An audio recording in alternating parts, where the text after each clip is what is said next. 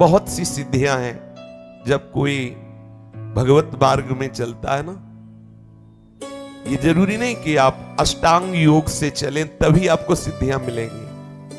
आप भजन मार्ग में चल रहे, भक्ति मार्ग में चल रहे, यदि आपके अंदर इन सिद्धियों की प्राप्ति की चाह हो तो बहुत जल्दी सिद्धियां मिल जाएं। यदि कोई अपराध न बनने पावे, शास्त्र विपरीत आचरण न होने पावे, रजोगुण तमोगुण का नाश करते हुए जब सतोगुण बढ़ता है हृदय में, तो सिद्धियां अपने आप प्रकाशित होने लगती हैं। बहुत साधारण बात है सिद्धि प्राप्त करना, बहुत साधारण बात। लोगों को लगता है कि छोटे मोटे चमत्कार बहुत कठिन है, बोलो बड़ी महिमामयी बात है कि वो तुम्हारे मन की बात जाए। कोई खास बात नहीं, ये बहुत प्रारंभिक दशा में सब सिद्धियां आने लगती हैं। लेकिन जिसका लक्ष्य हो जाता है ब्रह्मबोध या भगवत प्रेम, उसके हृदय में सिद्धियां फटकने भी नहीं पाती। गुरु कृपा की कवच में सुरक्षित आगे बढ़ता चला जाता है। पर यदि तुम्हें लगता है कि संसार का सम्मान, संसार का लोक, संसार का भोग, तो प्रभु का भजन करके देखो, ये सब तुम्हारे चरणों में लुटेंगे। शास्त्रों में वर्णन आया है कि जो पूर्ण एकाग्रता से सात्विक आहार विहार करते हुए नाम जप करता है, उसके अंदर सिद्धियां प्रकाशित होने लगती हैं। महामहिमामयी अणिमा, महिमा, लघिमा, प्राप्ति और प्रकाम्य, ईशिता, वशिता, ख्याति, ये 8 सिद्धियां सदैव प्रभु के चरणों के समीप करबद्ध खड़ी रहती है। वो भक्त की सेवा में आने लगती है।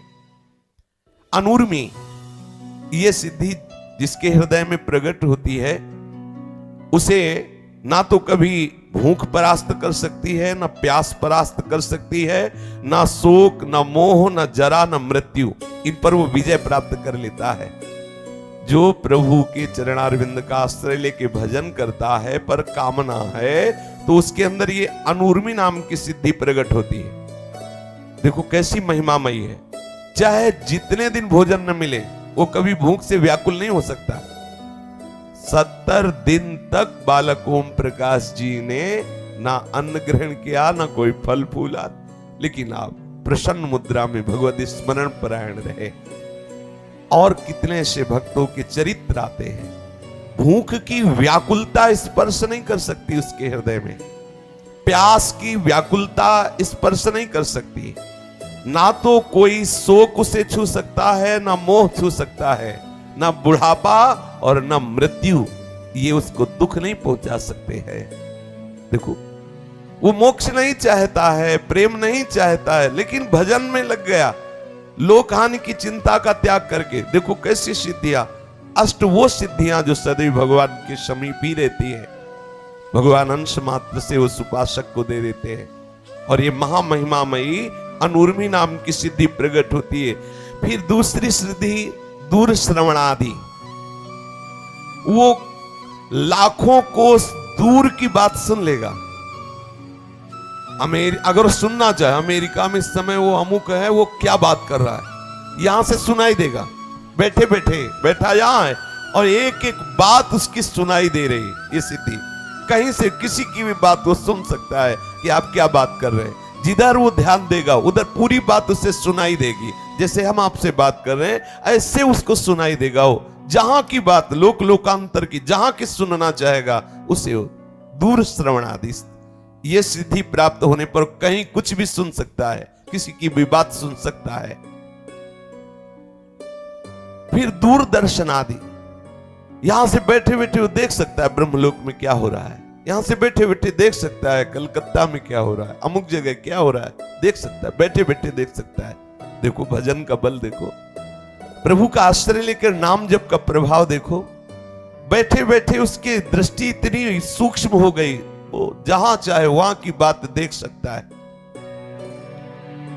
मनोजव सिद्धि, वो मनोजव सिद्धि को प्राप्त हुआ उपासक जिस शरीर में चाहे उसमें प्रवेश पा सकते। जिस शरीर में उसके हृदय में भावना हुई कि मैं उस शरीर में, तो उसी के मन में प्रवेश कर गया। जिस शरीर में चाहे उस शरीर में, जैसे भगवान शंकराचार्य एक राजा के शरीर में प्रवेश होकर काफी दिन तक राज भोगों का अनुभव किया, उत्तर देने के लिए कि क्या होता है ये किसी के भी मन में। एक प्रसंग आता है योग वासिष्ठ में, श्री जनक जी के हृदय में एक योगिनी प्रवेश की, बहुत भजन परायण थी। जनक जी भी पहुंचे हुए महापुरुष, जीवन मुक्त महापुरुष, उन्होंने कहा कि तू मेरे हृदय में कैसे आ गई। यद्यपि बाहर भी सिंहासन में बैठी थी और अंदर उनके हृदय में बैठ गई जाके। स्त्री शरीर, भजन परायण और सिद्धियों को प्राप्त किए हुए। तो उसने कहा हम एकांत से भी तपस्वी जन हैं, जहां एकांत होता है वो हमारा आसन होता है। तुम्हारा हृदय एकांत, इसलिए मैं आके बैठ गई। ये देखो जनक जी के हृदय में जाके बैठ, ये मनोजो सिद्धि। मनोवेग से जहां जाना चाहे वहां पहुंच जाए, जहां जाना चाहे, किसी के हृदय में जाना चाहे, दूर देश में संकल्प किया तत्काल पहुंच गया। मन जैसे अपना मन में सोचा तो जहां सोचा वहीं शरीर पहुंच गया। लो, न टिकट की जरूरत है न पास करवाने की जरूरत है, जहां जहां जाना चाहे लोक लोकांतरों में। ये भजन का प्रभाव। इस मनोजो सिद्धि को प्राप्त चित्रलेखा जी ने पलंग सहित अनिरुद्ध जी को उठा लिया और ला करके बाणासुर के महल में विराजमान किया और कहा सखी यही थे ना? बोले यही थे। ऐसा देखो कितनी बड़ी सिद्धि भगवान के चतुर्व्यूह अवतार में, जैसे राम लक्ष्मण भरत शत्रुघ्न, ऐसे ही वासुदेव संकर्षण प्रद्युम्न और अनिरुद्ध। ऐसी महामयी मनोजो सिद्धि को उपासक प्राप्त कर लेता है।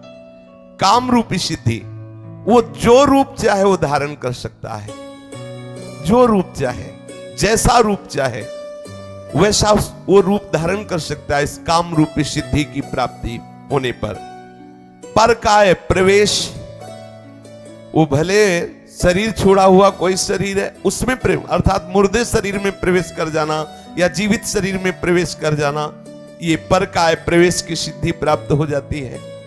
जो सात्विक भाव से स्वच्छंद मरण, जब चाहे तब शरीर छोड़े, ना चाहे तो ना छोड़े, ये कोई भगवत प्राप्ति वाली बात नहीं है। चांगदेव नाम का एक महात्मा 1400 वर्ष का, ये कोई सतयुग त्रेता की बात नहीं, महाराष्ट्र में श्री ज्ञानदेव जी महाराज के दर्शन करने में आया, सिंह पे बैठ के सांप की चाबुक लेकर के। ऐसा तो इसका तात्पर्य है कि इस स्वच्छंद मरण सिद्धि को प्राप्त है, लेकिन ना तो उसके अंदर विशुद्ध बोध है ना भगवत प्रेम है।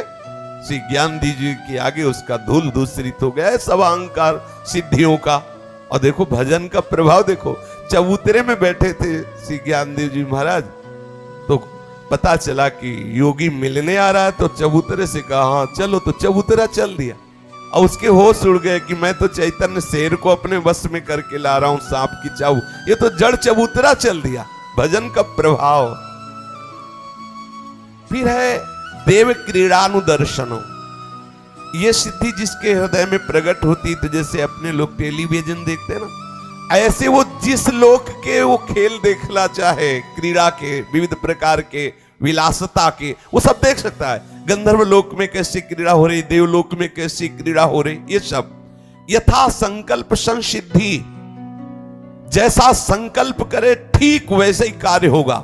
ये सिद्धि प्राप्त होने पर जैसा संकल्प करेगा वैसे ही सामने परिवर्तन हो जाएगा।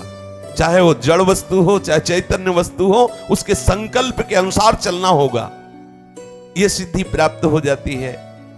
अप्रतिहत गति, उसकी आज्ञा को कोई उल्लंघन नहीं कर सकता जिसके अंदर सिद्धि। जो आज्ञा करेगा उसका पालन ही करना पड़ेगा, बलात् करना पड़ेगा, उसकी गति को कोई रोक नहीं सकता। यह सिद्धि जिसके हृदय में अप्रतिहत गति प्रकट होती है। त्रिकालज्ञता, भूत में क्या हुआ, भविष्य में क्या होगा, वर्तमान में क्या हो, सब उसे पता हो जाता है इस सिद्धि के प्राप्त होने पर। अद्वंदता, शीत उष्ण सुख दुख मृदु कठिन, ये मान अपमान सब ये वश में हो जाते हैं, कोई भी द्वंद्व से परा। लेकिन ये बोध संपन्न महापुरुष नहीं हुआ, ये भगवत प्रेमी नहीं हुआ। पराचित्ताद्यभिज्ञता, दूसरे के मन में क्या चल रहा है ये बात जान जाना, ये सिद्धि।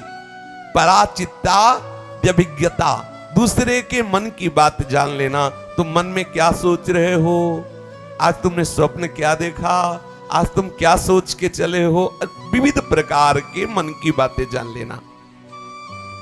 प्रतिष्ठम्भ हो, अग्नि की ज्वाला से ऐसे निकल जाना, जैसे अपने लोग ऐसे टहलते हैं, ऐसे वो अग्नि की ज्वाला में टहलेगा, उसका रोम भी नहीं झुलसेगा। वो वायु के साथ उड़ सकता है, वो जल में ऐसे थल की तरह चल सकता है, भारी से भारी शस्त्र प्रहार होने पर उसकी त्वचा में खरोच भी नहीं होगा, भयंकर से भयंकर मारण विष पीने पर भी विष का कोई प्रभाव उसके ऊपर नहीं होगा, चाहे जितना सूर्य का ताप हो उसके शरीर में गर्मी नहीं पैदा कर सकता। ये सिद्धियां। अपराजय, कोई भी मंत्र से, तंत्र से, बल से उसको पराजित नहीं कर सकता। अपराजय, सब पर वो विजय प्राप्त करने की सामर्थ्य रखता है। इसलिए अगर आपको ऐसा कुछ चमत्कार भी प्राप्त करना है तो प्रभु को भजो। वो बड़े लीलामय हैं, बड़े सामर्थ्यशाली, बड़े कृपामय हैं। लोक हानि की चिंता ना करो। जिस मार्ग के आश्रित आप हुए हो, इसमें सब सामर्थ्य विराजमान है। जो चाहोगे, जितना चाहोगे, तृप्त हो जाओगे, ऐसे तृप्त हो जाओगे कि कुछ चाहोगे ही नहीं।